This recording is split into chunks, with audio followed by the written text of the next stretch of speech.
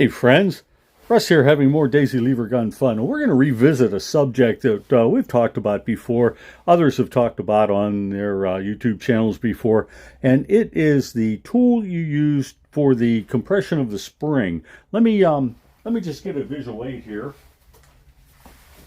And what I'm talking about is whenever this is the main plunger assembly out of one of the Daisy guns, probably out of a 105 or a 1938B. And what you need is something to push whenever you're pushing into the sides to release that spring retainer. You need something to push against here.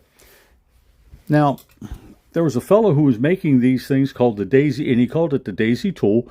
And if you can get it in there, it's really nice, and it pushes against the springs. If you have, depending upon whether you have the older Daisies or whether you have the newer ones with the step-down receivers, barrel shrouds, these work really well. And if you can see, they are full-length rod.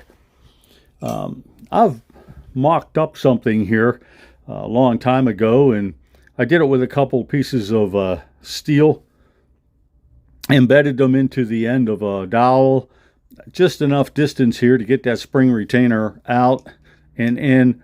And if you push that into where it goes, it does a pretty nice job on some of them. My favorite is one I made here. This is a piece of 1/2-inch ID thick wall plumbing, actually galvanized plumbing, and I've taken a grinder and cut down the sides, leaving just enough of this to be able to reach inside and push those plungers. And it gets in there. It does a pretty good job also because it's contained inside.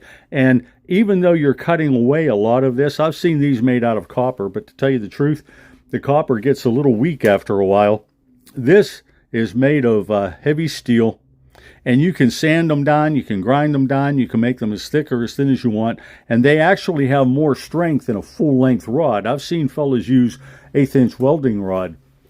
But this little tool works pretty good for me, and I've made a couple of these already.